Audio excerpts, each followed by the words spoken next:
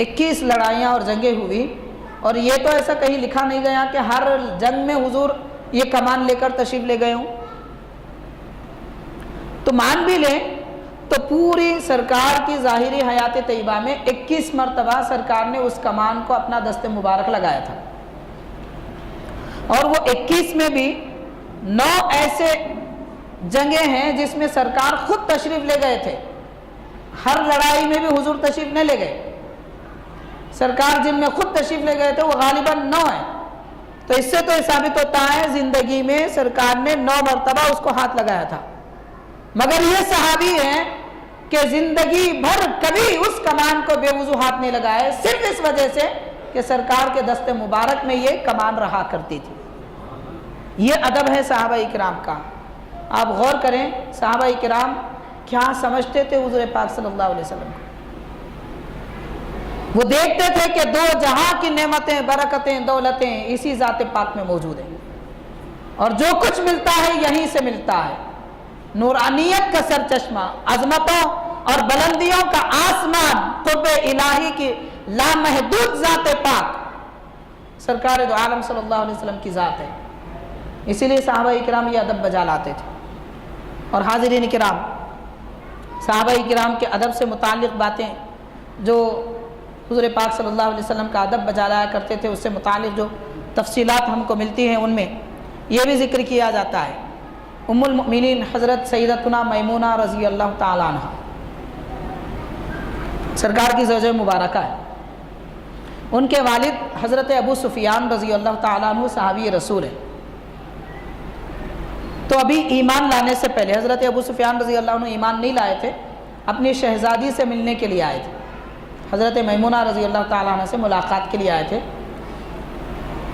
جب وہ آئے گھر میں تو انہوں نے باپ کی طرح اکرام کیا، اور حضرت ابو سفیان رضی اللہ تعالیٰ عنہ بیٹھنا چاہے تو دیکھا کہ سرکار دو عالم علیہ السلام جس بستر پر جلوہ افروز ہوتے ہیں، آرام فرماتے ہیں، تو وہ بستر موجود ہے، بچھا ہوا ہے۔ حضرت ابو سفیان رضی اللہ تعالیٰ عنہ اس پہ بیٹھنا چاہتے ہیں تو فوراً حضرت میمونہ رضی اللہ تعالیٰ عنہ بستر لپیٹ دیتی ہے۔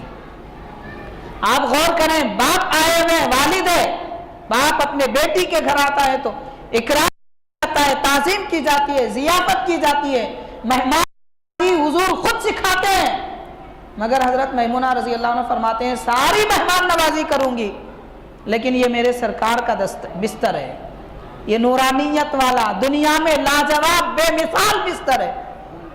فرماتی ہیں کہ آپ مومن نہیں ہیں، اور جو مومن نہیں ہوتا وہ ناپاک ہوتا ہے، آپ اس قابل نہیں ہیں کہ میرے آقا، میرے سرتاج کے بستر پاک پر بیٹھو، اسی لیے آپ بستر بھی لپیٹ دیتی ہیں۔ یہ ادب ہے صحابہ کرام کا۔ سرکار کی عظمت، محبت، الفت کی جب بات آتی ہے تو یہ نہیں دیکھتے تھے میرا باپ کہہ رہا ہے، میرا بیٹا کہہ رہا ہے، کون کہہ رہا ہے۔ آج تو یہی چاپلوسی چل رہی ہے، بولنے والا کوئی اور رہا تو کھل کے بے ادبی کے بارے میں بولیں گے، اور اپنے لوگوں میں کوئی بولا ذرا بات دبا دی جاتی ہے۔ یہی تو ماحول چل رہا ہے آج کل۔ ہمارے والد بولے تو اس کو چھپا دیا جاتا ہے، ہمارے بھائی، دوست، رشتہ دار بولے یا ہمارے استاد بولے تو بات دبا دی جاتی ہے، کوئی اور آدمی اگر بے ادبی کیا تو اس کو خوب اچھالا جاتا ہے۔ یہ معیار ہے، بے ادبی چاہے کوئی بھی کرے، بے ادبی ہے۔ صحابہ کرام یہ معیار ہم کو دے رہے ہیں، طریقہ یہ دے رہے ہیں۔ تو بہرحال معزز حاضرین، ادب ایمان ہے، اس کی حفاظت جتنی کی جائے ایمان کی حفاظت اتنی ہوتی ہے۔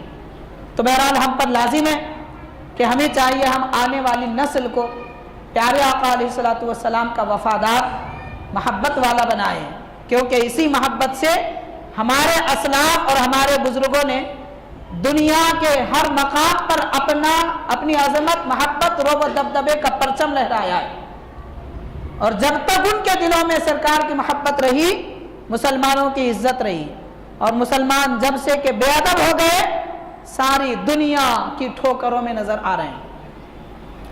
آج دنیا بھر میں مسلمانوں کی جو بے عزتی کی جا رہی ہے، وجہ یہی ہے کہ یہ قوم اپنے نبی کی عزت کرنا نہیں سیکھی، اسی لیے اللہ تعالیٰ اس کی بے عزتی کا سامان دنیا میں رکھ دیا ہے۔ تو ہم باعزت ہونا چاہتے ہیں، تو آقا و مولا رحمت والے نبی صلی اللہ علیہ وسلم کا ادب کرنا اور آپ کی عزت کرنا سیکھیں۔ بس اتنی بات پر میں اپنی گفتگو ختم کرتا ہوں۔ حاضرین، یہاں پر 2 کتابیں ہیں، اعلان کے لیے میں